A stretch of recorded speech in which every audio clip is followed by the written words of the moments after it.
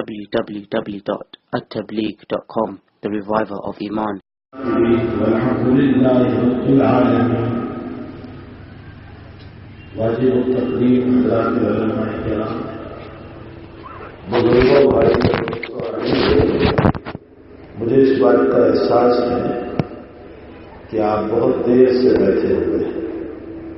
ظاہر سی بات ہے کہ اتنی دیر تک بیٹھے رہنا یہ آپ کے لیے بھی باعث تکلیف ہوگا، لیکن میں سمجھتا ہوں کہ دین کی نسبت پر، اللہ کی نسبت پر، رسول کی نسبت پر اگر کوئی انسان تکلیف اٹھاتا ہے تو ہم تعالیٰ جل شانہ اس کو اس کے بیٹھنے پر، چلنے پر، دوڑنے پر اللہ جل شانہ اس کو اپنا فضل کرم سے مالا مال کرتا ہے. تو یقیناً آپ کا بیٹھنا یہ اللہ کے وہاں اجر سے خالی نہیں ہوگا. مجھے چند دیر، تھوڑی دیر کے لیے کچھ باتیں دین کی گوش گزار کرنا ہے. اور تعالیٰ جل شانہ نے اس انسان کو جب دنیا میں پیدا کیا تو اس انسانیت کا پہلا انسان آدم علیہ السلام ہے.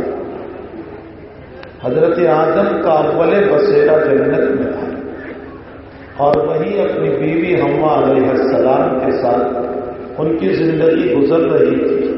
اب تعالیٰ جل شانہ نے آدم و حوا دونوں کو یوں کہا تھا کہ یہ پوری جنت تمہیں کھانے کے لیے دے رہا ہوں، لیکن ایک درخت تھا اس سے اللہ نے منع کیا اور یہ کہا لا تقربا هذه الشجرہ، اس درخت کے قریب نہ جانا. انسان بہرحال انسان ہے، خصوصاً بیوی کی بات میں بہت جلدی آنے والا ہے، اور بیوی انسان کو بہت سارے نہ کرنے کے کام میں داخل کر دیتی ہے. شیطان نے، ابلیس نے حضرت حوا علیہ السلام اور حوا کے واسطے سے آدم علیہ السلام تک پہنچنے کی کوشش کی. نتیجہ یہ ہوا کہ ابلیس کی بات میں آ کر ان دونوں ہمارے بڑوں نے اس درخت کو کھا لیا جس سے اللہ تعالیٰ نے منع فرمایا. اسی وقت اللہ نے ان کے کپڑے اتار دیے. حالانکہ مقام جنت ہے اور آدم مقدس شخصیت ہے جن کو نبی کا تمغہ ملا، ایوارڈ ملا، نبی بنائے گئے، اور بیوی حوا علیہ السلام انتہائی پاکیزہ عورت. تو جنت جیسا مقام اور وہاں مقدس شخصیات، اللہ کی ایک ذرا سی بات کے نہ ماننے پر ان کے کپڑے اتار دیے.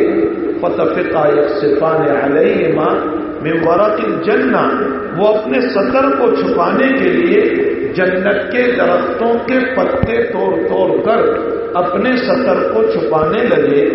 میرے بھائیوں، جنت جیسے مقام میں نبی جیسے نبی ذرا سی بات میں خلاف ورزی ہو گئی، اللہ ان کے کپڑے اتار سکتا ہے. تو میں اور آپ دنیا میں ہزاروں گناہ کر رہے ہیں، اللہ چاہے تو چلتے ہوئے روڈ پر وہ ہمارے کپڑے بھی اتار سکتا ہے. اللہ قادر مطلق ہے، وہ چلتے ہوئے میرے کپڑے اتار سکتا ہے. کہ تو بے نمازی ہے، تو آنکھوں کا زنا کر رہا ہے، تو گندی بات بول رہا ہے، تو جھوٹ بول رہا ہے، تو خیانت کر رہا ہے، تیری آنکھیں خیانت کر رہی ہے، تو چپکے چپکے کسی چیز کو دیکھ کر اپنے آپ کو چھپا رہا ہے. اللہ کو وہ طاقت ہے کہ وہ اللہ میرے اور آپ کے کپڑوں کو اتار دے، لیکن وہ نہیں اتار رہا ہے. اس کی وجہ یہ ہے کہ دعا ہے جناب محمد رسول اللہ صلی اللہ علیہ وسلم کی، اے اللہ میری امت کو ذلیل نہ کر. تو جو کچھ ہمارے ساتھ بھلائیوں کا، اچھائیوں کا معاملہ ہو رہا ہے، اس کی سب سے بڑی وجہ یہ ہے کہ آقا صلی اللہ علیہ وسلم کی ہمارے ساتھ دعائیں ہیں. بہرحال انسانیت کا سب سے پہلا فرد آدم اور حوا علیہ السلام دونوں کا جنت میں بسیرا پھر اللہ کا جنت سے دنیا میں اتارنا اور دنیا میں ان کا زندگی گزارنا اور ان سے انسانیت کا سلسلہ چلانا، آدمیت کا سلسلہ چلانا، اور پھر عجیب و غریب اس انسان کے تحفظ کے لیے، اس کی حفاظت کے لیے، اس کو اللہ والا بنانے کے لیے، اس کو جنت کا وارث بنانے کے لیے، اس کو جنت میں لے جانے کے لیے، اللہ کا قرب مل جائے، اس کے لیے اللہ نے ہر دور میں اپنے کچھ بندے بھیجے۔ ان بندوں کا کام انسانوں پر محنت کرنا تھا، انسانوں کے دلوں پر محنت کرنا تھا، انسان کے دلوں کو سجانا تھا، اس کے دل میں دنیا کی محبت کو نکال کر اللہ کی محبت کو بھرنا تھا، معرفت خداوندی سے اس کو مالا مال کرنا تھا۔ اس لیے ہر دور میں اللہ اپنے کچھ مخصوص بندوں کو بھیجتا رہا، ان کو نبی اور رسول کہا جاتا ہے۔ ہر دور میں اللہ نے انبیاء بھیجے اور ہر دور میں اللہ نے رسول بھیجے، ہر دور میں آتے رہے، اور پھر اللہ نے اس انسان کی صلاح و فلاح کے لیے کچھ کتابیں بھی بھیجی۔ یاد رکھو میرے بھائیوں، انسانوں کو، انبیاء کو اللہ نے ذریعہ ہدایت بنایا ہے۔ حضرت مولانا بدر عالم صاحب میرٹھی رحمۃ اللہ علیہ ہمارے اکابر دیوبند میں بڑی زبردست شخصیت گزری ہے۔ مولانا فرماتے ہیں کعبۃ اللہ ذریعہ ہدایت نہیں ہے، محمد الرسول اللہ ذریعہ ہدایت ہے۔ اور حضرت نے دلیل کے طور پر لکھا اگر کعبۃ اللہ ہدایت کا ذریعہ ہوتا تو کعبہ میں 307 بت نہ رکھے جاتے۔ معلوم یہ ہوتا ہے کعبۃ اللہ کی دیواریں یہ ہدایت کا ذریعہ نہیں ہے، اصل ذریعہ تو انسان کی صلاح کے لیے محمد الرسول اللہ صلی اللہ علیہ وسلم ہے، جن کا دوڑنا، جن کا چلنا، جن کا پھرنا، جن کا فکر کرنا، جن کا غموں کو اپنے اوپر لینا، یہ انسان کی ہدایت کا ذریعہ بنا۔ ورنہ یہ کعبہ بقول مولانا بدر عالم صاحب اس دور میں بھی موجود تھا جس کو دور جاہلیت کہا جاتا ہے، اور اس دور جاہلیت میں اس میں 307 بت رکھے ہوئے تھے۔ فرمایا کعبۃ اللہ کا طواف ضرور ہوگا لیکن ہدایت کا ذریعہ تو آقا صلی اللہ علیہ وسلم ہی بنے گی۔ تو ہر دور میں اللہ تعالیٰ انبیاء کرام علیہم الصلاۃ والسلام کو بھیجتا رہا اور ان کے ساتھ کچھ کتابیں بھی آتی رہی۔ ابو ذر غفاری رضی اللہ تعالیٰ عنہ صوفی صحابی ہیں، صوفیہ میں سے ہیں۔ آپ کا مسلک یہ تھا کہ ضرورت سے زائد جس کے پاس سامان ہو اس کو صدقہ کر دینا چاہیے۔ وہ نصاب وصاب کے قائل نہیں تھے کہ 7.5 تولہ سونا ہو تو ہی زکات، 52 تولہ چاندی ہو تو ہی زکات، وہ نصاب کے قائل نہیں تھے۔ وہ فرماتے تھے ضرورت سے زائد ہو وہ نکال دو، اور ڈنڈا ہاتھ میں لے کر چلتے تھے۔ شام میں حضرت معاویہ رضی اللہ تعالیٰ عنہ کی گورنری تھی، حضرت عثمان کو لکھا امیر المؤمنین کو کہ حضرت ابو ذر غفاری نے لوگوں کے ناک میں دم کر دیا ہے، اور ہر وقت ایک ہی بات کہہ رہے ہیں ضرورت سے زائد ہو نکال دو۔ اور چونکہ پرانے صحابی ہیں میں کچھ کہہ نہیں سکتا، آپ ان کو مدینے بلا لو۔ حضرت عثمان نے مدینے بلا لیا تو مدینے میں بھی یہی ڈنڈا لے کر چلتے رہتے تھے۔ عثمان نے دیکھا کہ لوگ ان سے تنگ آ رہے ہیں تو حضرت عثمان نے فرمایا جاؤ تم ربضہ چلے جاؤ۔ ربضہ ایک دیہات تھا جہاں اتنی مکانات بھی نہیں تھے، غربت تھی، دیہات میں مالداری کہاں ہوتی، فرمایا ربضہ چلے جاؤ۔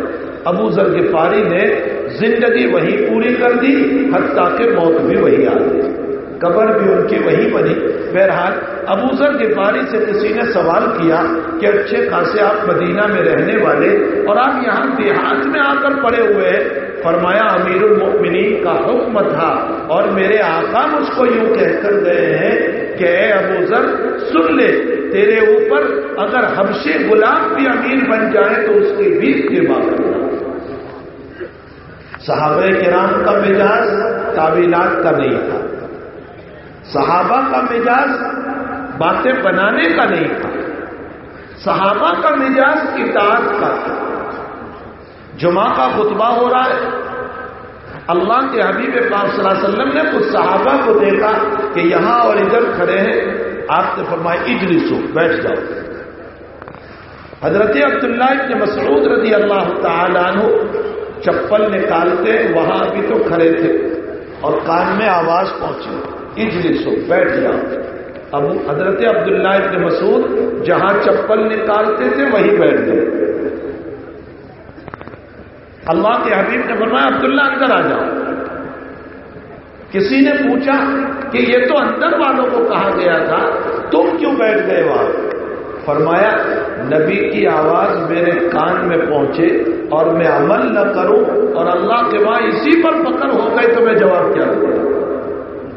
تو حقیقت یہ ہے کہ حضرات صحابہ تعویلات نہیں کرتے تھے۔ صحابہ یہ سمجھتے تھے کہ یہ بات میرے لیے، مجھے اس کو ماننا چاہیے۔ وہ یہ نہیں سمجھتے تھے کہ یہ بات ان کے لیے، یہ دوسروں کے لیے ہے، بلکہ ہر بات نبی کی وہ اپنے لیے سمجھتے تھے۔ بہرحال حضرت ابو ذر غفاری رضی اللہ تعالیٰ عنہ صوفیہ نہ صحابہ میں سے ہے۔ آپ نے نبی کریم صلی اللہ علیہ وسلم سے سوال فرمایا حضرت دنیا میں کتنے انبیاء ہیں؟ تو آپ نے فرمایا 1,24,000۔ ابو نعیم نے یہ روایت کتاب الحلیہ میں نقل کی۔ فرمایا رسول کتنے آئے؟ کہا 313۔ کہا کتابیں کتنی آئی؟ کہا 104۔ اللہ نے انسان کی ہدایت کے لیے انبیاء بھی بھیجے اور کتابیں بھی بھیجی، دونوں کا سلسلہ دنیا میں جاری رہا یہاں تک کہ انبیاء کی آخری کڑی جناب محمد رسول اللہ صلی اللہ علیہ وسلم دنیا میں تشریف لائے۔ امت کی صلاح فلاح اور امت کو سنبھالنے کے لیے ایک عجیب و غریب بات علامہ جلال الدین سیوطی رحمۃ اللہ علیہ نے لکھی ہے۔ جلال الدین سیوطی فرماتے ہیں ایک رات میں سویا ہوا تھا اور مجھے ایک سوال ذہن میں آیا، اے اللہ تو نے اگلے نبیوں کو لمبی لمبی عمریں دی، کسی کو 800 سال 900 سال 400 سال 200 سال لمبی لمبی عمریں دی، حالانکہ وہاں تو ایک نبی کے بعد دوسرا نبی آ رہا تھا۔ اگر امت میں خرابی پیدا ہوتی تو پچھلا نبی اس خرابی کو دور کر دیتا۔ لمبی عمر کی ضرورت تو جناب رسول اللہ صلی اللہ علیہ وسلم کو تھی، جن کے بعد کوئی نبی نہیں تھا۔ قیامت تک آپ ہی کی نبوت، آپ ہی کی رسالت، آپ ہی کا قرآن، آپ ہی کی شریعت، اب کوئی نیا نبی آنے والا نہیں، کوئی نیا رسول آنے والا نہیں، کوئی نئی کتاب نہیں، کوئی نئی شریعت نہیں۔ الیوم اکملت لکم دینکم واتممت علیکم نعمتی ورضیت لکم الاسلام دینا۔ اے لوگوں میں نے تمہارے دین کو مکمل کر دیا اور میں تمہارے دین اسلام سے راضی ہو گیا۔ تو لمبی عمر کی ضرورت تو بھائی اللہ کے نبی علیہ السلام کو تھی۔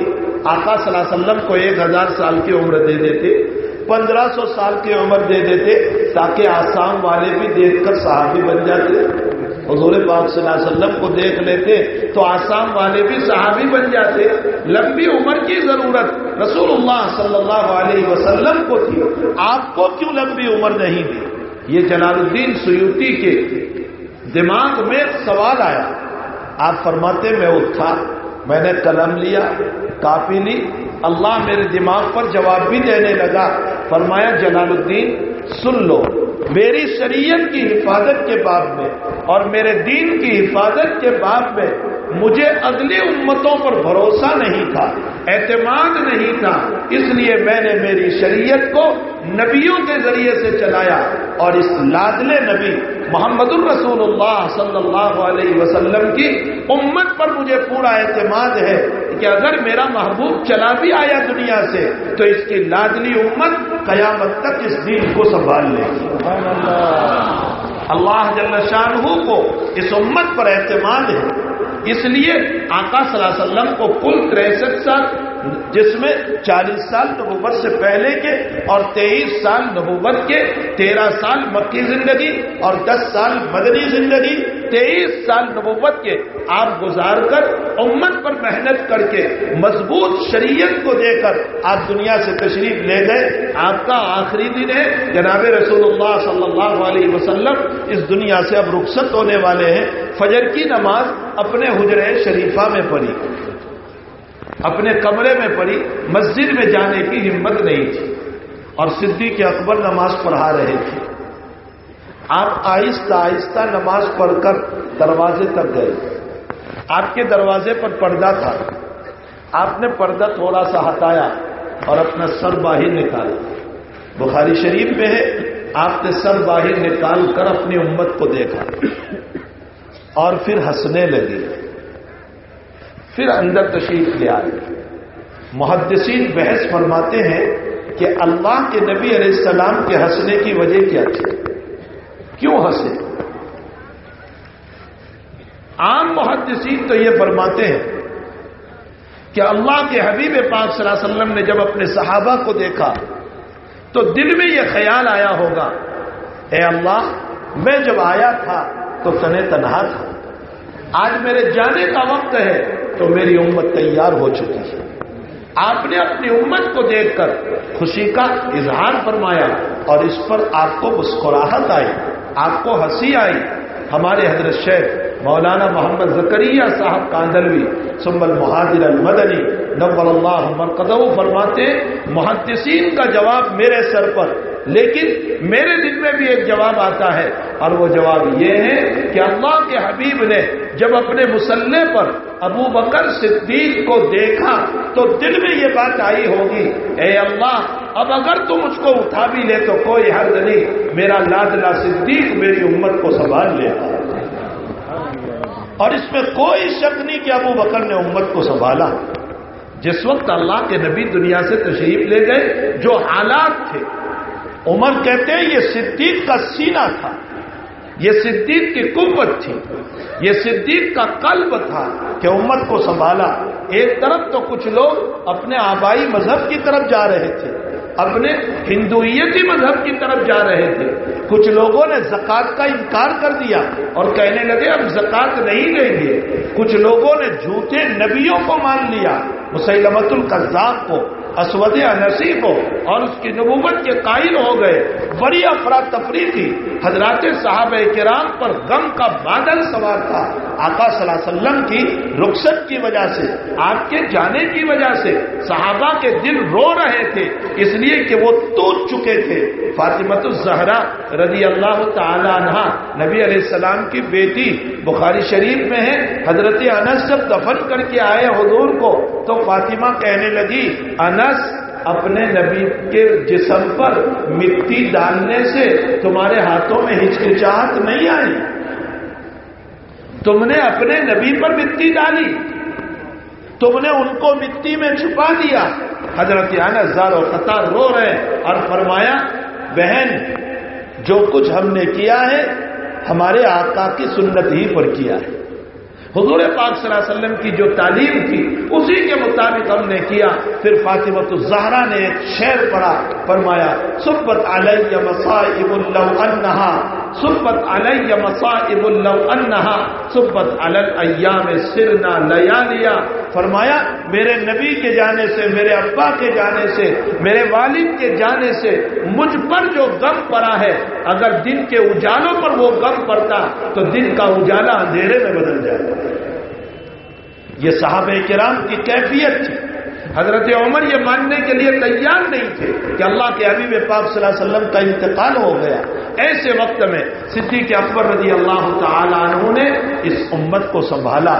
تو بہرحال میرے بھائیوں، میں یوں کہہ رہا تھا کہ اللہ کے حبیب پاک صلی اللہ علیہ وسلم آخری کڑی، نبوت کے آخری سیرہ اور قیامت تک کا دین قیامت تک کی شریعت، قیامت تک کی کتاب، قیامت تک کی نبوت آپ کو دی گئی. اب کوئی نبی نہیں آ سکتا. آپ کی تعلیمات کو ہمیں اپنانا ہے، آپ کی تعلیمات پر ہمیں چلنا ہے، آپ کی شریعت پر ہمیں چلنا ہے، آپ سے محبت کرنا ہے.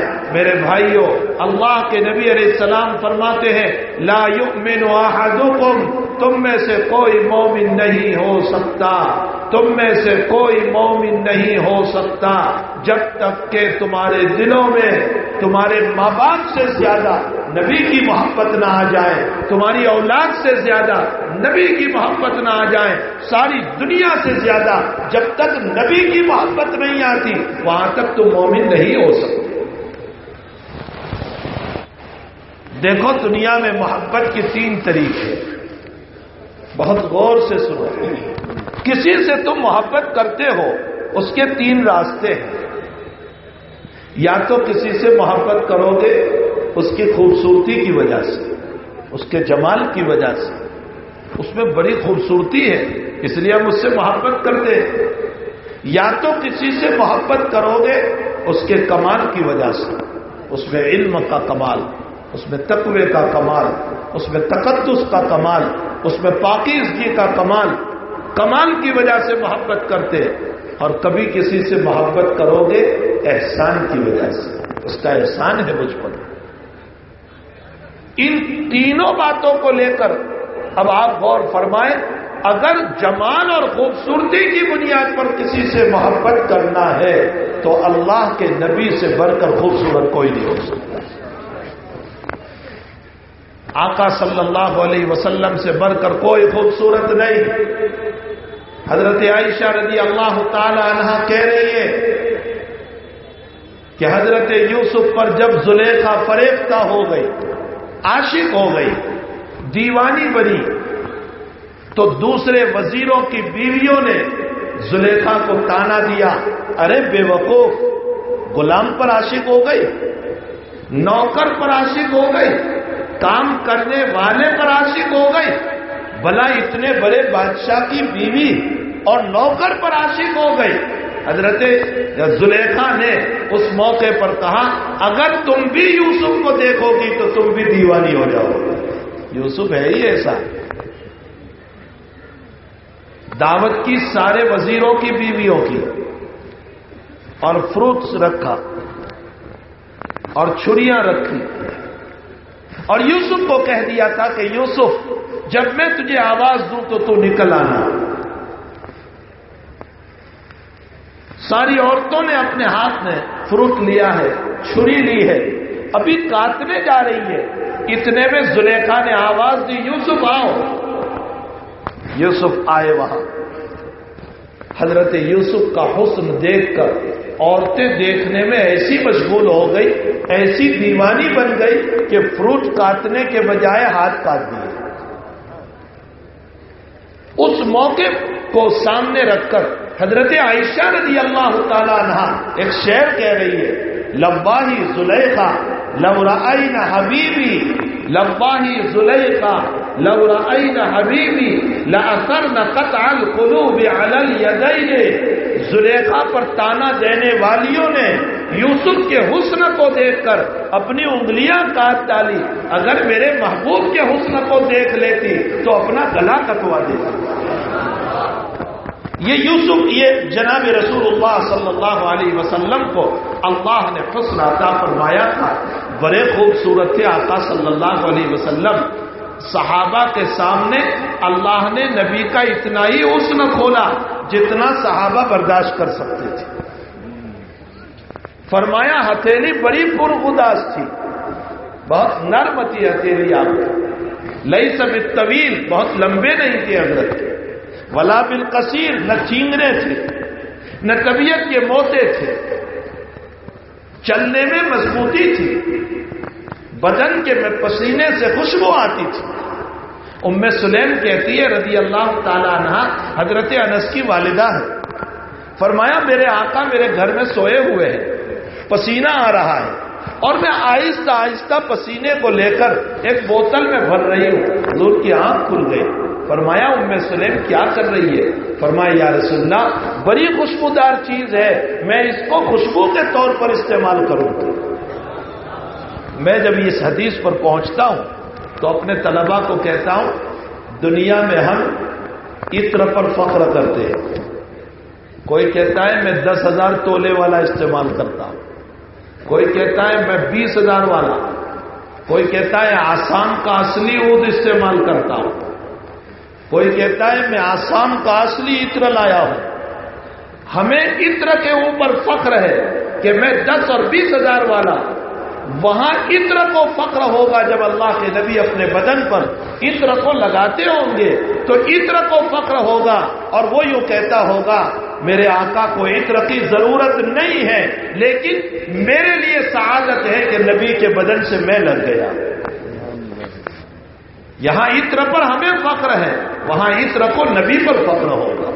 بہرحال حضور پاک صلی اللہ علیہ وسلم کا جسد اطہر بہت پاکیزہ، امام نووی رحمۃ اللہ علیہ نے مسلم شریف میں بحث کرتے ہوئے لکھا ہے کہ نبی کے فضلات پیشاب اور پخانہ بھی پاک ہے۔ آقا صلی اللہ علیہ وسلم کا پیشاب اور پخانہ بھی پاک ہے۔ کچھ روایتوں میں پتہ چلتا ہے کہ ایک صحابی نے پیشاب پی لیا تھا، حضرت نے نکیر نہیں فرمائی۔ ایک صحابی کے منہ میں خون کے چند قطرے چلے گئے، حضرت نے نکیر نہیں فرمائی۔ آقا صلی اللہ علیہ وسلم کو جو مقام عطا فرمایا تھا، حق تعالی جل شانہ نے جو حسن عطا فرمایا تھا، جو خوبصورتی عطا فرمائی تھی، حضرت عمرو بن العاص رضی اللہ تعالی عنہ اپنی وفات سے پہلے اپنے بیٹے عبداللہ رضی اللہ تعالی عنہ کو بلایا اور فرمایا بیٹا مجھ پر 3 دور گزرے۔ میرا پہلا دور وہ تھا جس میں میں نبی کا دشمن تھا، اور میرے نزدیک حضور سے زیادہ بڑا دشمن کوئی نہیں، اور مدینے سے زیادہ مبغوض سیٹی کوئی نہیں تھی۔ ہر وقت میں سوچتا تھا کہ محمد ملے تو اس کی گردن ماروں۔ فرمایا بیٹے اس زمانے میں اگر میں مرتا تو سیدھا جہنم لے جاتا۔ پھر ایک دور وہ آیا کہ میں اللہ کے نبی علیہ السلام پر ایمان لے آیا۔ اب میرے نزدیک حضور سے زیادہ محبوب کوئی نہیں، اور آپ کے شہر سے زیادہ میرے نزدیک محبوب کوئی نہیں۔ فرمایا بیٹے ایمان لانے کے بعد میں نے اپنے نبی کو کبھی یوں نگاہ اٹھا کر نہیں دیکھا، میری ہمت ہی نہیں تھی۔ اگر تم مجھ کو یوں پوچھے، اپنے بیٹے کو کہہ رہے ہیں، اگر تم مجھ کو یوں پوچھے کہ نبی کا حسن بیان کر، میں نہیں بیان کر سکتا ہوں، اس لیے کہ نبی کا رعب اتنا تھا۔ اگر اس دور میں مر جاتا سیدھا جنت میں جاتا۔ اس کے بعد نبی علیہ السلام تشریف لے گئے۔ اب حالات ہیں، حضرت معاویہ والے حالات آئے، اور حالات آئے، جنگ صفین کا مسئلہ ہوا، اور بہت سارے مسائل ہوئے۔ فرمایا بیٹے اب حالات ہیں، اور ان حالات سے میں اب جا کر قبر میں سوؤں گا، میرے بیٹے اللہ ہی میرے ساتھ خیر کا معاملہ کرے، اور میرے بیٹے میرے جنازے کو لے کر جب تو چلے تو فرمایا میری قبر پر اتنی دیر کھڑے رہنا جتنی دیر میں ایک اونٹ کو ذبح کر کے تقسیم کیا جاتا ہے، تاکہ تیرے کھڑے رہنے کی وجہ سے مجھے قبر کے اندر انسیت ہو۔ تو حضرت عمرو بن العاص فرماتے ہیں میں نے میرے نبی کو نظر بھر کے نہیں دیکھا، صحابہ کے سامنے آپ نے اتنا ہی حسن کھولا تھا اللہ جل شانہ نے جتنا صحابہ برداشت کر سکتے تھے، اگر زیادہ حسن کھول دیتے۔ حضرت علی کی روایت شمائل ترمذی میں ہے، 14ویں رات تھی، 14ویں رات کا چاند چمک رہا تھا، مسجد نبوی سے باہر اللہ کے حبیب پاک صلی اللہ علیہ وسلم تشریف فرما ہے، اور سرخ دھاریوں والا جبہ پہنا تھا، سرخ دھاریوں والا، یہاں بھی سرخ دھاریاں، یہاں بھی سرخ دھاریاں، بڑا خوبصورت جبہ حضرت نے پہنا تھا۔ 14ویں رات کا چاند چمک رہا تھا۔ علی فرماتے کبھی میں چاند کو دیکھتا اور کبھی میرے نبی کے چہرے کو دیکھتا کہ اس میں زیادہ حسین کون ہے۔ اخیر میں نے فیصلہ کیا کہ میرے نبی کا چہرہ یہ چاند سے بھی زیادہ حسین ہے۔ شمائل ترمذی کی یہ روایت. بہرحال حضور پاک صلی اللہ علیہ وسلم کو جو حسن عطا فرمایا تھا، جو خوبصورتی عطا فرمائی تھی، مجھے اس کے اوپر سے ایک روایت یاد آئی. ابو نعیم نے کتاب الحلیہ میں نقل فرمائی. ایک سفر سے واپس آ رہے تھے حضرت عائشہ رضی اللہ تعالی عنہا اور جناب رسول اللہ صلی اللہ علیہ وسلم بیٹھے ہوئے ہیں باہر، خیمے کے باہر. رات کا اندھیرا ہے، خیمے سے باہر بیٹھے ہوئے ہیں. تو حضرت عائشہ سوال کر رہی ہے. دیکھو حضور، جب ذہن دینی ہوتا ہے نا تو خیالات دینی آتے ہیں، اور جب ذہن دنیاوی ہوتا ہے تو خیالات بھی دنیاوی آتے ہیں. میں اور آپ اور ہماری بیویاں اگر کہیں سیر و تفریح کے لیے جائیں اور کسی ہوٹل کے اندر رات میں چاندنی رات چمک رہی ہو اور ہم باہر بیٹھے بالکنی میں باہر نکل کر، تو میں اور آپ اور ہماری بیویاں یوں بات کریں گی، بڑا مزہ آ رہا ہے، 2 دن ہوٹل کے اور بڑھا دو. یہ ہمارے خیالات. اور حضرت عائشہ کا ذہن دینی تھا، نبی نے دینی ذہن بنایا تھا. تو خیمے سے باہر آقا صلی اللہ علیہ وسلم حضرت عائشہ کے ساتھ بیٹھے ہوئے، عائشہ کی نظر آسمان کی طرف گئی، ستارے چمک رہے ہیں. اللہ کے حبیب پاک صلی اللہ علیہ وسلم سے عائشہ پوچھنے لگی، اللہ کے رسول، جتنے ستارے ہیں اس کے برابر کسی کی نیکیاں ہو سکتی ہیں؟ جتنے ستارے ہیں اس کے برابر کسی کی نیکیاں ہو سکتی ہیں؟ اللہ کے نبی نے فرمایا، میرے عمر کی نیکیاں ستاروں کے برابر ہیں. عمر کی نیکیاں. حضرت عائشہ کو فوراً سوال ہوا کہ ایسے موقع پر تو میرے باپ کا نام آتا ہے ابو بکر کا، اور آج تو عمر آگے بڑھ گئے، میرے ابا کا نام نہیں آیا. تو فرمایا، آئینہ ابھی پھر میرے باپ کہاں چلے گئے؟ ایسے وقت میں میرے باپ کا تذکرہ نہیں آیا. تو حضور نے فرمایا، عائشہ، تیرے باپ مجھے جو ہجرت کے موقع پر لے کر چلے تھے اور جو غار ثور میں میری خدمت کی تھی، اگر عمر کی ساری زندگی کا ثواب ابو بکر کو دے دیا جائے تو وہ غار ثور کی 3 دن کی خدمت کا مقابلہ عمر کی نیکیاں نہیں کر سکتی. یہ صدیق کا مقام ہے. مجھے ایک واقعہ یاد آیا. حضرت مولانا حفظ الرحمان صاحب سوہاروی رحمۃ اللہ علیہ ہمارے اکابر دیوبند میں سے ہیں. قصص القرآن آپ کی کتاب ہے. مجاہد ملت کا لقب آپ کا تھا. جس وقت ہمارے ہندوستان کا بٹوارا ہوا اور ہمارا پڑوسی ملک بنا، اس موقع پر ہندوستان میں بڑے حالات تھے. قتل عام ہو رہا تھا، مارا جا رہا تھا، کاٹا جا رہا تھا مسلمانوں کو. اس موقع پر مولانا حفظ الرحمان صاحب سوہاروی رحمۃ اللہ علیہ دہلی میں اور دہلی کے اطراف میں کبھی ادھر دوڑ رہے ہیں، کبھی ادھر دوڑ رہے ہیں، کبھی ادھر دوڑ رہے ہیں. 10-12 دن تک نہ رات میں سونا نہ دن میں سونا، دوڑتے رہے مسلمانوں کو بچانے کے لیے، تاکہ ان کی جانیں بچ جائیں، ان کے بچے محفوظ ہو جائیں، ان کی بیویاں محفوظ ہو جائیں. اس کے لیے دوڑتے رہے. کچھ دنوں کے بعد اپنے پیر و مرشد، ان کے پیر و مرشد کون تھے؟ حضرت شاہ عبد القادر صاحب رائے پوری رحمۃ اللہ علیہ. اور شاہ عبد القادر صاحب کون ہے؟ شاہ صاحب بہت چھوٹے تھے. شاہ عبد القادر صاحب چھوٹے بچے تھے، کالے تھے، سانولے تھے. آپ کے حالات میں لکھا، ہم نے ہمارے حضرت شیخ سے سنا، حضرت شیخ یونس صاحب سے، سانولے تھے اور کالے تھے. تو لوگ شاہ عبد القادر صاحب رائے پوری کو کالو کالو کہتے تھے. کالو کا معنی کالا انسان. تو ماں کہتی تھی، اللہ میرے بچے کو کوئی ہنر دے دے تاکہ یہ کالو کا لیبل ختم ہو جائے. اللہ نے مدرسے سے لگا دیا. مدرسہ کیا دیتا ہے؟ یہ مدرسے ہی کی نسبت پر آپ ہے. مدرسہ کیا دیتا ہے؟ مدرسے سے لگا دیا، حافظ قرآن ہو گئے، پھر عالم بنے. پھر شاہ عبد الرحیم صاحب رائے پوری رحمۃ اللہ علیہ کے ہاتھ میں ہاتھ دے دیا اور ان کے وہاں اپنے دل کو مجلہ بنایا. یہاں تک کہ حال یہ ہوا کہ قلب تو نورانی ہو ہی گیا، چہرہ بھی منور ہو گیا. یہ وہ شاہ عبد القادر صاحب ہیں. اور یقینی بات ہے کہ جب انسان کا دل منور ہوتا ہے تو چہرہ بھی منور ہو جاتا ہے. یہ 100% بات ہے. میرے بھائیوں، اللہ والوں سے تعلق رکھو. اہل اللہ سے تعلق رکھو، بزرگوں سے دوستی رکھو، ان کے پاس جایا کرو، ان کی خدمت میں بیٹھا کرو، بہت کچھ آپ کو ملے گا۔ شاہ عبد القادر صاحب کون شخصیت ہے جن کو بچپن میں لوگ کالو کہتے تھے، پھر اللہ نے وہ مقام عطا فرمایا کہ علی میاں ندوی بھی اس کی خدمت میں بیٹھ رہا ہے، منظور نعمانی بھی بیٹھ رہا ہے، عطا اللہ بخاری بھی بیٹھ رہا ہے، مجاہد ملت عبد الرحمان بھی بیٹھ رہا ہے، مولانا زکریا بھی بیٹھ رہا ہے، اور بانی تبلیغ مولانا الیاس بھی بیٹھ رہا ہے۔ یہ مقام ملا حضرت شاہ عبد القادر صاحب رائے پوری رحمت اللہ علیہ کو۔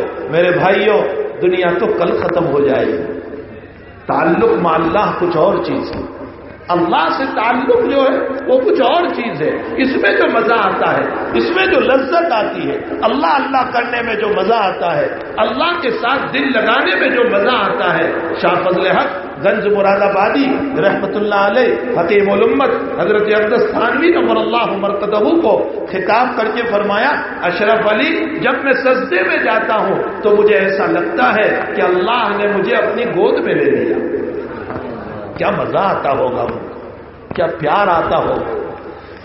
تو مجاہد ملت حضرت مولانا عبد الرحمان صاحب رحمت اللہ علیہ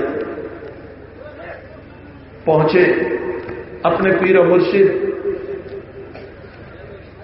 شاہ عبد القادر صاحب کی خدمت میں، اور فرمایا حضرت ابھی حالات جو چل رہے ہیں ملک کے، جس میں قتل عام ہو رہا ہے، تو میں مسلمانوں کی جانوں کو بچانے کے لیے دوڑ رہا ہوں حضرت، جس کی وجہ سے مجھ سے ذکر بھی نہیں ہو رہا ہے، مجھ سے قرآن کی تلاوت بھی نہیں ہو رہی ہے، مجھ سے تہجد بھی نہیں پڑھی جا رہی ہے، مجھ سے نوافل بھی نہیں پڑھی جا رہی ہے، آپ نے جو مجھے وظائف دیے وہ نہیں ہو رہے، صرف فرض پڑھ رہا ہوں، بس 5 وقت کی فرض پڑھ لیتا ہوں، اس کے ساتھ سنتیں جلدی جلدی، اور پھر میں دوڑتا ہوں۔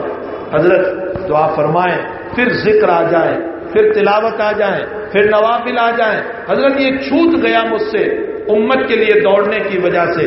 تو سنو، اور یہ علماء جو دین کی خدمت کر رہے ہیں، امت کی خدمت کر رہے ہیں، اور امت کے لیے جو دوڑ رہے ہیں، اور امت کو بچانے کے لیے جو دوڑ رہے ہیں، وہ علماء خوب سنیں کیا فرمایا حضرت مولانا شاہ عبد القادر صاحب نے۔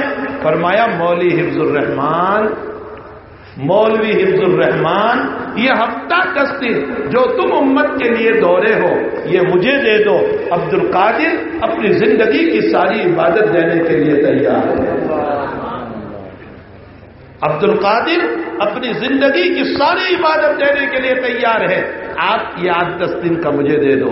میرے بھائیوں، الخلق عیال اللہ، مخلوق اللہ کی برادری ہے، اللہ کا کنبہ ہے، جو ان کی فکر کرے گا ان کے دین کے لائن سے، ان کے دین کو بچانے کے لیے، ان کی ضروریات کو پوری کرنے کے لیے، حالات اور سیلاب میں ان کی مدد کے لیے، ان کی بچیوں کو پڑھانے کے لیے، جس طرح بھی امت کی مدد کرے گا، اللہ جل شانہ اس مدد کرنے والے کی مدد فرمائے گی۔ سفیان ثوری رحمت اللہ علیہ، دیکھو مجھے قصہ کہانیاں تو ایسے آتی نہیں، میں تو اپنے بزرگوں کی چند باتیں سنا دیتا ہوں۔ سفیان ثوری رحمت اللہ علیہ بہت بڑے محدث ہیں، ان علماء کرام سے پوچھ لینا کہ وہ کتنی بڑی شخصیت تھی۔ جب ان کی وفات ہوئی، ان کی موت ہوئی، تو کسی نے ان کو خواب میں دیکھا، فرمایا حضرت کیا حالات ہوئے آپ کے؟ تو سفیان ثوری رحمت اللہ علیہ فرماتے ہیں کہ میں حدیثوں کا ذخیرہ لے کر گیا تھا اللہ کے پاس، لاکھوں حدیثیں یاد تھی، امام ابو حنیفہ کے ہم زمان ہیں، امام مالک کے ہم زمان ہیں، بہت بڑی شخصیت ہے۔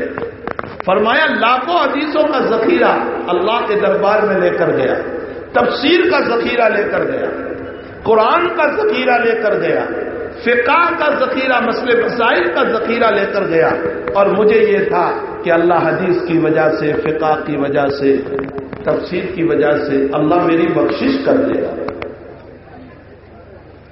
لیکن اللہ نے فرمایا سفیان تیرا ایک چھوٹا سا عمل میرے پاس ہے، میں اس کی بدولت تیری بخشش کر رہا ہوں۔ فرمایا یا ربی وما ہی، او اللہ وہ چھوٹا سا عمل ہے کیا؟ تو اللہ نے فرمایا سفیان تو ایک مرتبہ حدیث شریف لکھ رہا تھا، تو نے روشنائی میں قلم ڈبویا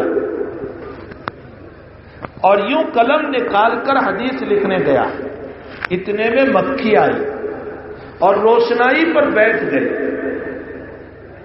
تو نے سوچا کہ بیچاری پیاسی ہے، لاؤ اس کو پی لینے دو۔ تو 2-3 منٹ تو رک گیا، اتنی دیر میں مکھی اڑ گئی۔ پھر نے حدیث لکھنا شروع کیا، نے میری ایک چھوٹی سی مخلوق پر رحم کیا تھا، اسی کی بدولت میں تجھے معاف کرتا ہوں۔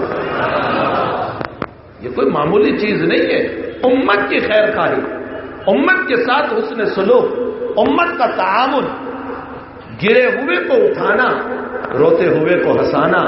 میرے بھائیوں، اگر ہمارا مزاج یہ رہا تو نبی کی تعلیمات ہے، اور اگر ہم نے اٹھے ہوئے کو گرایا، ہم نے چلتے ہوئے کو برباد کیا، ہم اپنے دلوں میں حسد لے کر چلنے لگے، ہم اپنے دلوں میں بغض لے کر چلنے لگے، ہم اپنے دلوں میں نفرتیں لے کر چلنے لگے، ہم اپنے دلوں میں عداوتیں لے کر چلنے لگے، یہ نبی کا طریقہ نہیں ہے، یہ ابو جہل کا طریقہ ہے، یہ عتبہ کا طریقہ ہے، یہ ولید کا طریقہ ہے، یہ شیبہ کا طریقہ ہے، یہ ابو لہب کا طریقہ ہے۔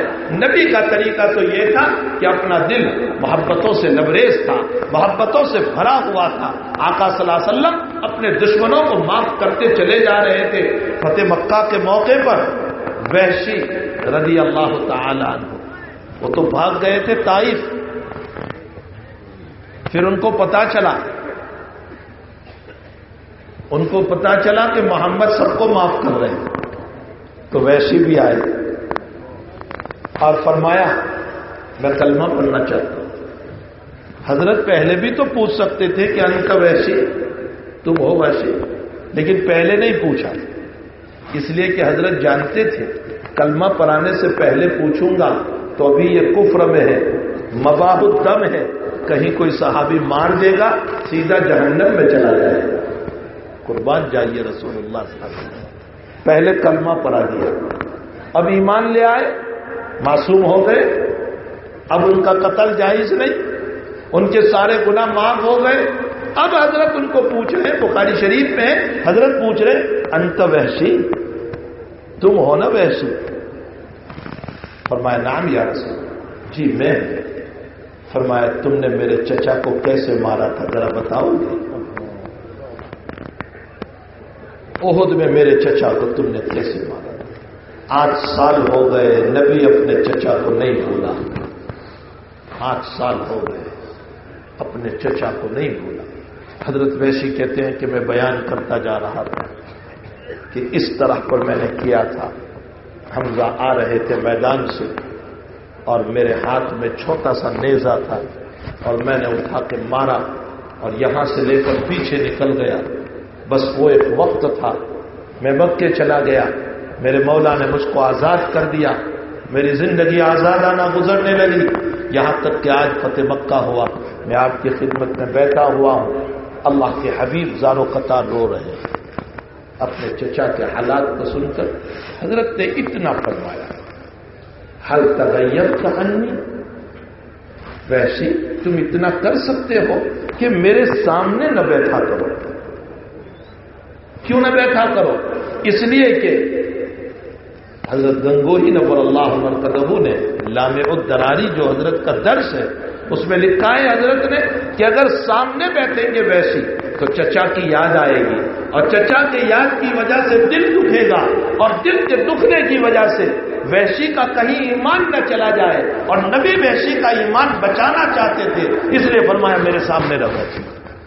اس میں بھی محبت تھی، اس میں بھی محبت تھی کہ وحشی کا ایمان بچانا مقصود تھا، اور وحشی بھی عجیب و غریب متبع نبی کے، فرمایا ساری زندگی پوری ہو گئی، میں نبی کے سامنے کبھی نہیں گیا کہ کہیں تکلیف نہ ہو جائے آپ کو۔ بہرحال میرے بھائیوں، اگر جمال اور خوبصورتی کی وجہ سے کسی سے محبت ہو سکتی ہے تو جناب رسول اللہ صلی اللہ علیہ وسلم سے بڑھ کر کون محبوب ہمارا ہو سکتا ہے؟ اس سے بڑھ کر جمال والا کون ہو سکتا ہے؟ اور اگر کمال کی بنیاد پر کسی سے محبت کرنا ہو، کمال کی بنیاد پر، تو نبی سے بڑھ کر کمال کس کو؟ آپ کے علم سے بڑھ کر علم کس کا؟ اوتیت علم الاولین والآخرین، آپ کو اگلوں اور پچھلوں کا علم دیا گیا، ساری امت کو علم ملا ہے آپ کی برکت سے۔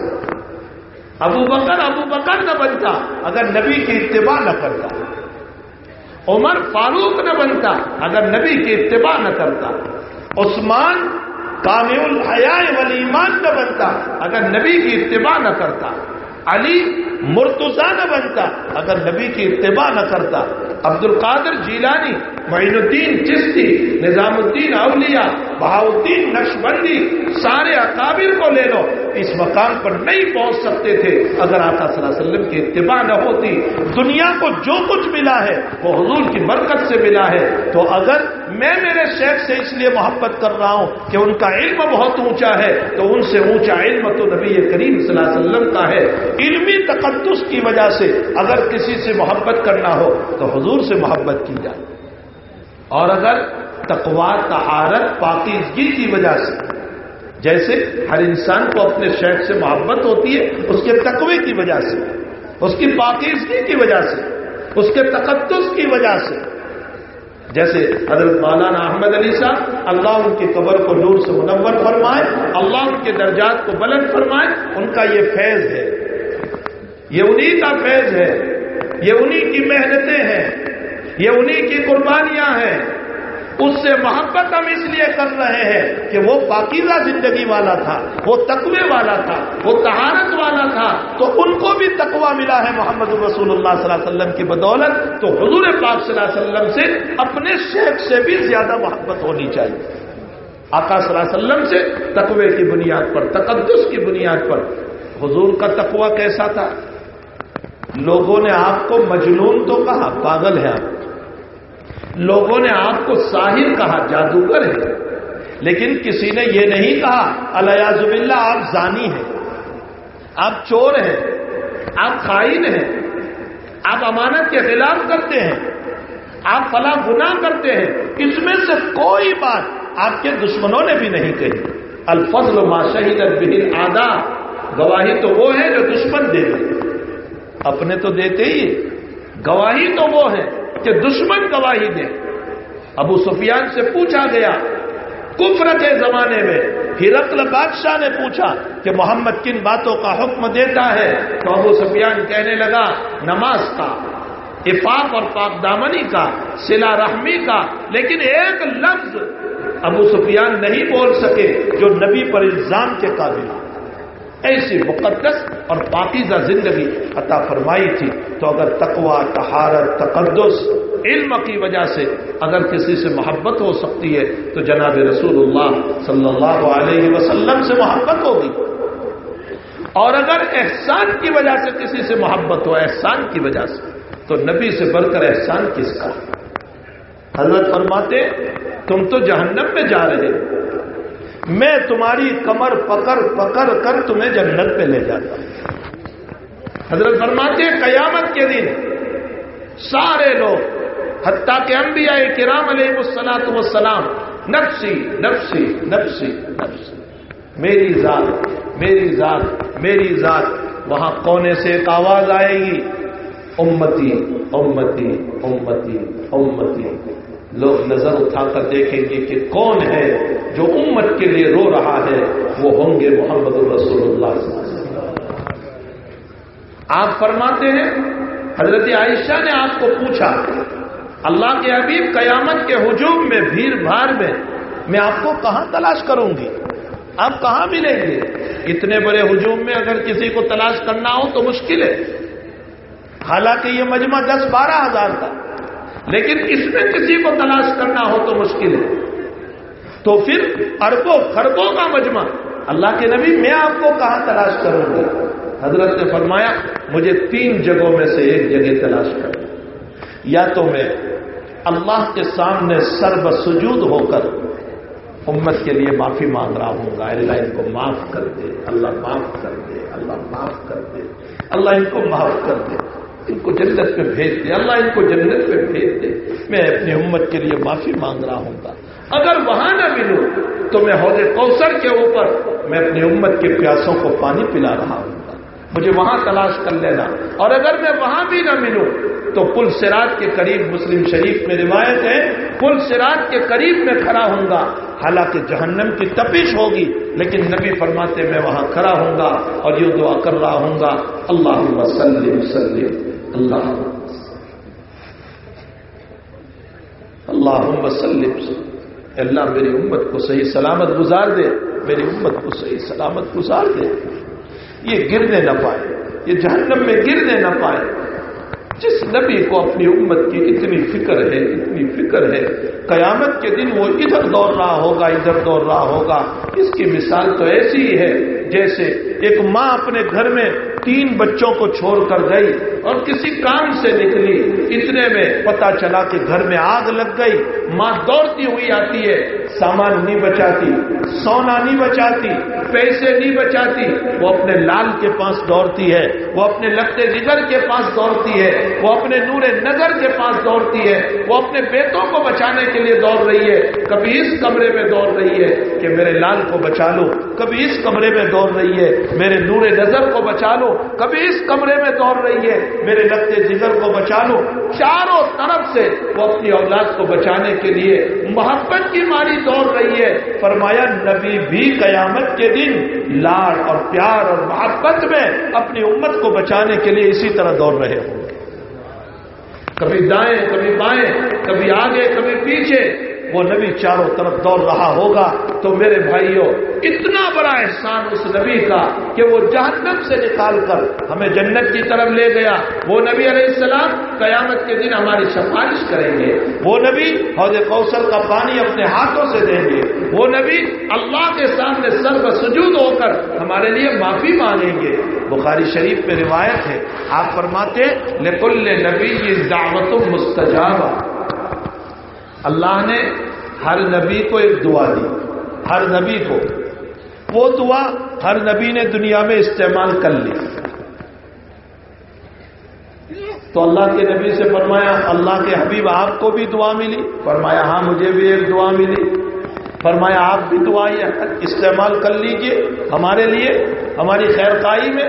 اللہ کے نبی نے فرمایا انی خبأت دعائی، میں نے اپنی دعا کو چھپا دیا، میں قیامت میں استعمال کروں گا، اس لیے کہ دنیا میں استعمال کروں تو صرف تم کو فائدہ ہوگا، اور قیامت میں استعمال کروں گا تو اگلے نبیوں کی امتیں جو ایمان والی ہوگی ان کو بھی فائدہ ہوگا، اس لیے کہ میں تو ساری دنیا کے لیے نبی بن کر آیا ہوں، رحمت للعالمین بن کر آیا ہوں۔ بہرحال میرے بھائیوں، اگر احسان کی بنیاد پر کسی سے محبت ہو سکتی ہے تو آقا صلی اللہ علیہ وسلم سے، کمال کی بنیاد پر محبت ہو سکتی ہے تو آقا صلی اللہ علیہ وسلم سے، جمال کی بنیاد پر محبت ہو سکتی ہے تو اسی آقا سے محبت کا مطلب یہ ہے کہ اس نبی کی اتباع کرو، اس کی فرمانبرداری کرو، اس کی زندگی کو اپنے اندر اپناؤ، نماز ایسے پڑھو جیسے نبی نے بتایا، معاف کرنے والے بنو، درگزر کرنے والے بنو، اپنے سینوں کو بڑا رکھو۔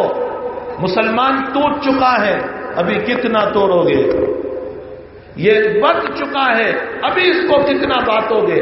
ٹکڑوں ٹکڑوں میں نہ بٹو، قومیت پر نہ جاؤ، علاقائیت پر نہ جاؤ، یہ اس علاقے کا، یہ اس علاقے کا، نہیں، المسلم اخو المسلم، مسلمان مسلمان کا بھائی ہے، وہ دنیا کے جس کونے میں بھی رہتا ہوگا اس کے دل میں اپنے پریشان حال بھائی کی تکلیف کا احساس ہونا چاہیے، چاہے وہ ہندوستان کے کسی علاقے میں رہتا ہو یا دنیا کے کسی علاقے میں رہتا ہو۔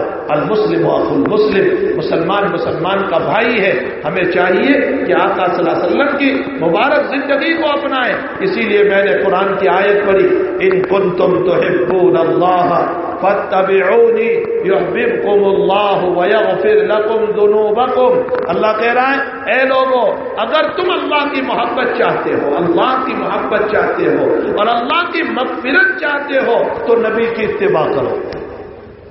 آج اللہ ہم سے روٹھ گیا ہے، اللہ ہم سے ناراض ہے۔ حضرت موسیٰ علیہ السلام نے، اسرائیلی روایت ہے، موسیٰ علیہ السلام نے اپنے اللہ سے پوچھا اے اللہ تو ناراض ہوتا ہے تو نشانی کیا ہے؟ تو اللہ نے فرمایا 3 نشانیاں۔ پہلی نشانی میں بے وقت بارش برساؤں گا تاکہ تمہاری فصل تباہ ہو جائے. دوسری نشانی میں تمہارے حاکم ظالم کو بناؤں گا. تمہارا امیر، تمہارا حاکم ظالم ہوگا. تیسری نشانی فرمایا مال بخیلوں کے ہاتھ میں دے دوں گا. یہ 3 نشانی. اور فرمایا جب تو راضی ہوتا ہے تو نشانی فرمایا مال سخیوں کے ہاتھ میں دوں گا. تمہارا امیر منصف اور عادل ہوگا اور تمہاری ضرورت پر بارش دوں گا. ضرورت نہیں ہوگی تو بارش نہیں دوں گا. آج بے وقت بارش ہو رہی ہے، حاکم ظالم ہمارے اوپر مسلط ہوئے ہیں اور مال وکیلوں کے ہاتھ میں چلا گیا ہے. یہ دلیل ہے اس بات کی اللہ ہم سے ناراض ہو گیا ہے. اس اللہ کو منانے کی ضرورت ہے میرے بھائیوں، اس اللہ کو منانے کی ضرورت ہے اور اللہ راضی ہوگا.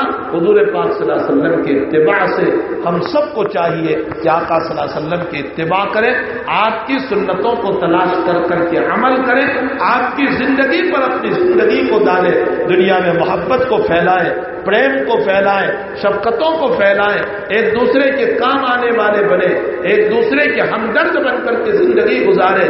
اللہ جل شانہ ہم تمام کو حضور پاک صلی اللہ علیہ وسلم کی سچی اور پکی محبت نصیب فرمائے.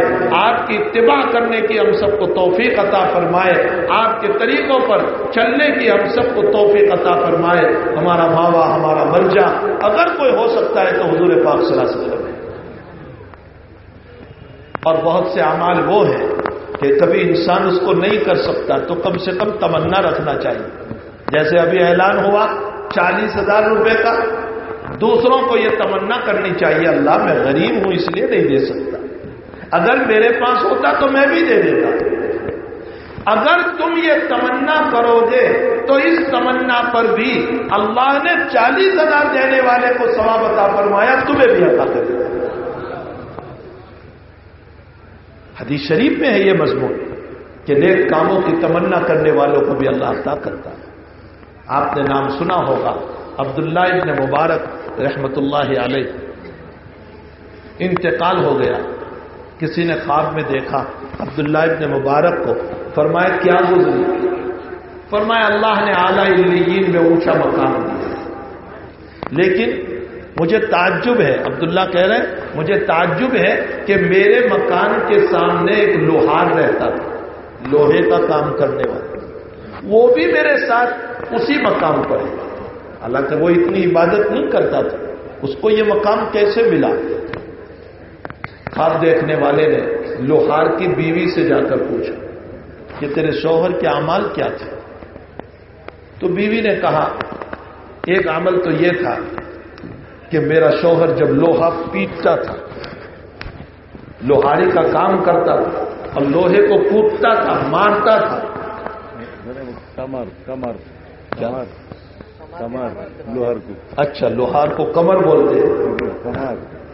تو وہ جب لوہے کو پیٹتا تھا اتنے میں اذان کی آواز آتی تھی تو فوراً لوہا ایک طرف رکھ دیتا تھا اور یوں کہتا تھا اللہ کی آواز کے مقابلے میں کوئی آواز نہیں ہونی چاہیے. ایک عمل تو یہ تھا. دوسرا عمل یہ تھا کہ ہمارے مکان کے سامنے عبداللہ ابن مبارک رہتے تھے. وہ رات میں چھت پر کھڑے ہو کر قرآن پڑھتے تھے نماز میں. تو میرا شوہر یوں کہتا تھا بستر میں پڑا پڑا، اے اللہ میں دن بھر تھکا ہوا ہوں، میرے بازو تھک چکے ہیں لوہا کوٹ کوٹ کر، روزی روٹی کی وجہ سے میں کام کر رہا ہوں. اگر میں بھی دن میں اچھی طرح ہوتا اور تھکا ہوا نہ ہوتا تو میں بھی اسی طرح نماز پڑھتا جیسے عبداللہ پڑھ رہے. تمنا میں بھی اسی طرح نماز پڑھتا، میں بھی اسی طرح قرآن پڑھتا جیسے عبداللہ ابن مبارک پڑھ رہے، لیکن میں دن بھر کا تھکا ہوا ہوں اس لیے رات میں اتنی بیداری نہیں کر سکتا. فرمایا یہی وہ عمل ہے. ایک تمنا تھی، اس تمنا کی بنیاد پر عبداللہ ابن مبارک کو جو مقام ملا اللہ نے اس لوہار کو بھی عطا فرمایا. تو میرے بھائیوں نیک کاموں کی تمنا رکھنا چاہیے کہ اللہ مجھے دے، میں مدارس میں دوں گا، میں مساجد کی تعمیر کراؤں گا، میں غریبوں کو دوں گا، میں یتیموں کو دوں گا، میں بیواؤں کی مدد کروں گا. میں اپاہج و معذوروں مجبوروں کا تعاون کروں گا، میں سیلاب میں بہ جانے والوں کا تعاون کروں گا. یہ ہماری تمنا ہونی چاہیے. اگر یہ تمنا ہوگی تو اب تعالیٰ جل شانہ ہماری تمناؤں پر بھی ہمیں ثواب عطا فرمائیں گے. یہ چند باتیں اس وقت جو ذہن میں آئی اس آیت اور احادیث مبارکہ کی روشنی میں نے عرض کر دی. اللہ مجھے بھی عمل کی توفیق دے اور آپ سب کو بھی عمل کی توفیق عطا فرمائے. نمازوں کی پابندی کرنا، یہ پورا مجمع جو ہے نا، میں آپ سے کہہ رہا ہوں نمازوں کی پابندی کرو، استغفار کی پابندی کرو. ما کان اللہ لیعذبہم وانت فیہم، جب تک نبی ہے وہاں عذاب نہیں آئے گا. پھر نبی چلے گئے تو وما کان اللہ معذبہم وہم یستغفرون. اگر امت توبہ کرتی رہے گی تو اللہ پھر بھی عذاب کو روک لے گا. آج ہماری توبہ چھوٹ گئی، ہم توبہ نہیں کرتے ہیں. درود شریف کثرت سے پڑھو، خوب درود شریف کو پڑھو، درود شریف پڑھو، استغفار کرو، نماز کی پابندی کرو، حلال کھانے والے بنو، حرام سے اپنے آپ کو بچاؤ، جائز لقموں کو کمانے والے بنو، ناجائز لقموں سے اپنے آپ کو بچاؤ. مدارس، مساجد، خانقاہ، مراکز کی قدر کرو. اللہ جل شانہ مجھے بھی آپ کو سب کو ان باتوں پر عمل کی توفیق عطا فرمائے. بھائی ایک دن موت کا ہمارے لیے بھی ہے، آپ کے لیے بھی ہے. ایسا تو ہے نہیں کہ آپ مریں گے اور مولوی نہیں مرے گا.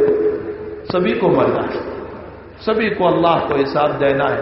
آقا صلی اللہ علیہ وسلم جیسے آقا صلی اللہ علیہ وسلم دنیا سے رخصت ہو گئے، آپ کو بھی موت کے موقع پر سختی ہوئی. آپ نے خود فرمایا یا عائشہ ان للموت سکرات، عائشہ موت کی سختی.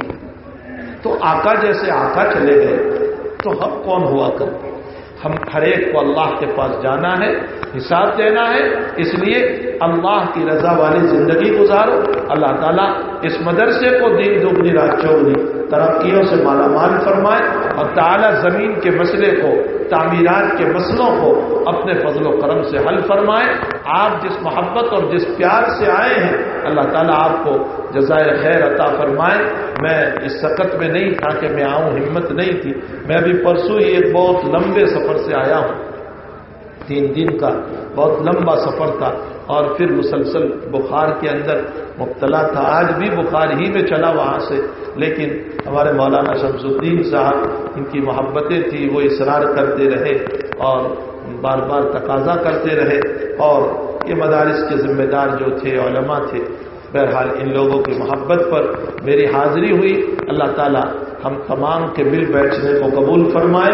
اللہ جل شانہ ہم تمام کی ضرورتوں کو دست غیب سے پورا فرمائے.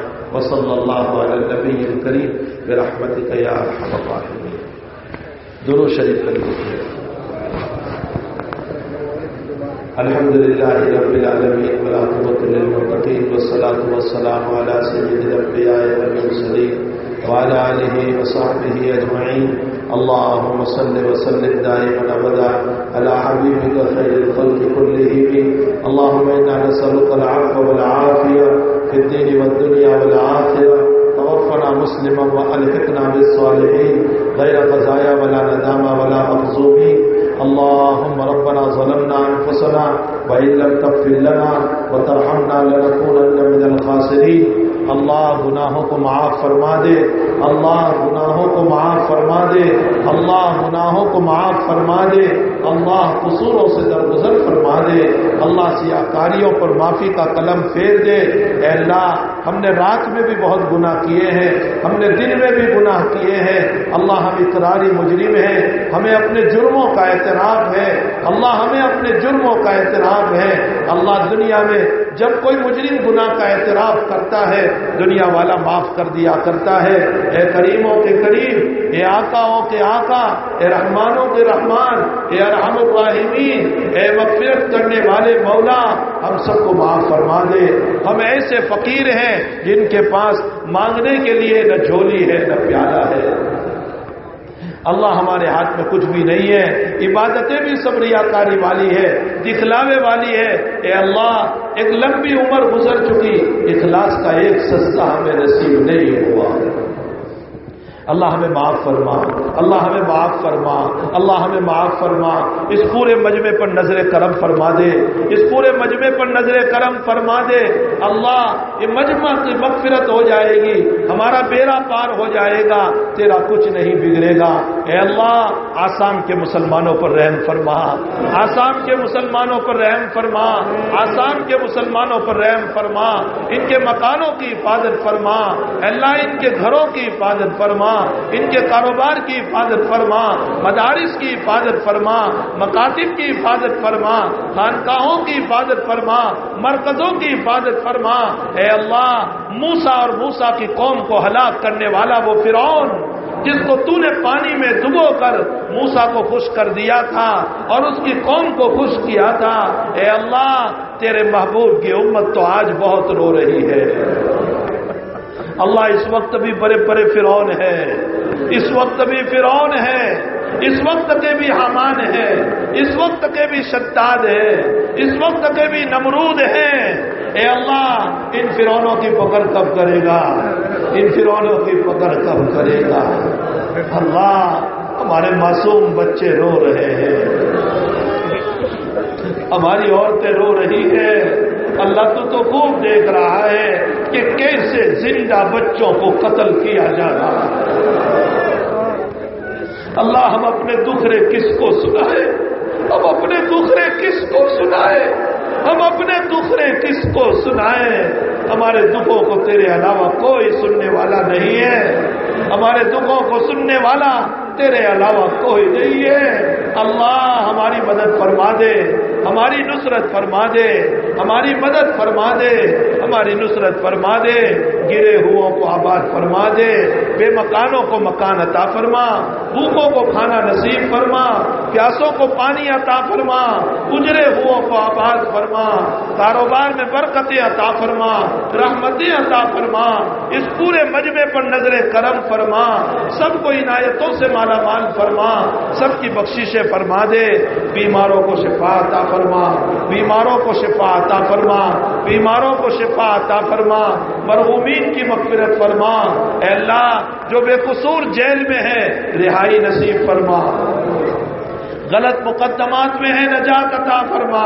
اس زمین پر جو علماء، جو دانشوران قوم، اے اللہ جو امت کے لیے دوڑ رہے ہیں ان کی حفاظت فرما، ان کی مدد فرما، ان کی نصرت فرما، ان کا تعاون فرما۔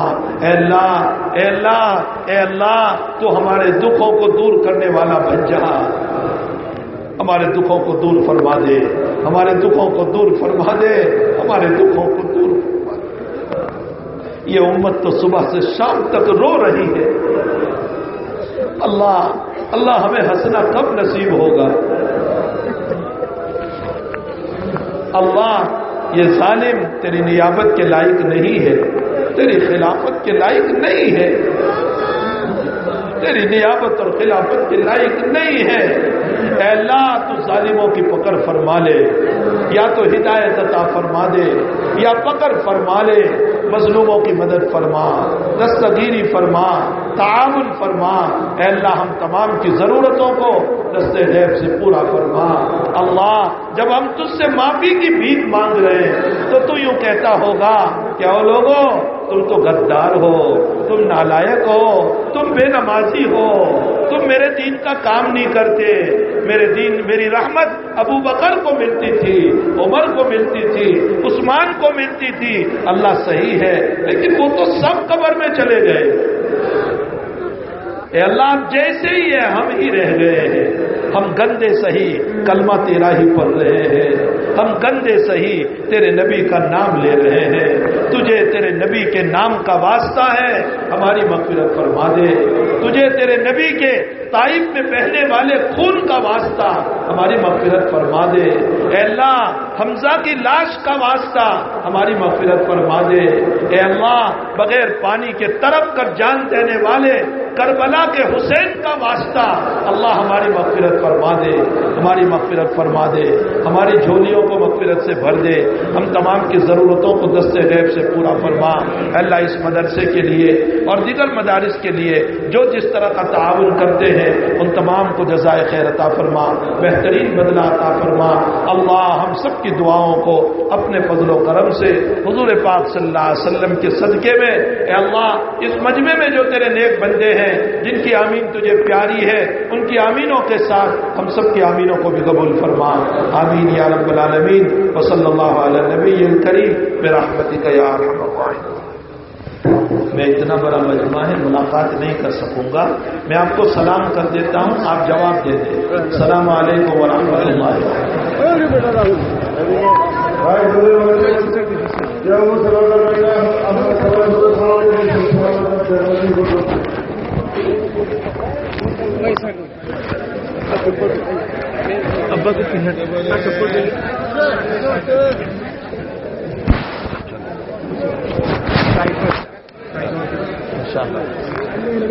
پڑھاتے ہو؟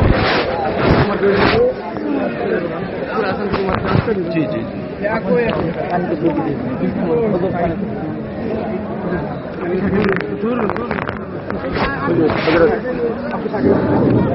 میں امداد اللہ میں گئے تھا۔ ہاں امداد اللہ، تم کیا کر رہے ہو؟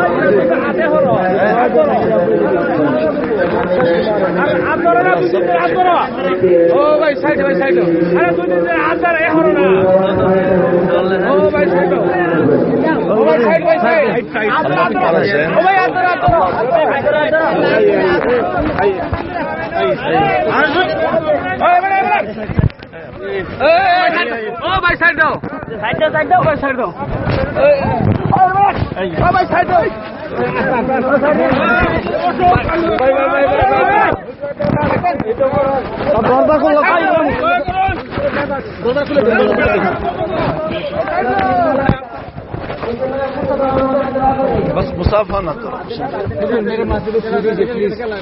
میرے لیے دعا کریں۔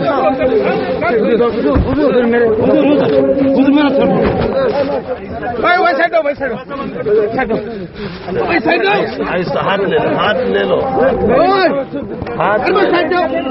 ہاتھ لے لو، اندر سے ہاتھ لے لو، ہاتھ لے لو۔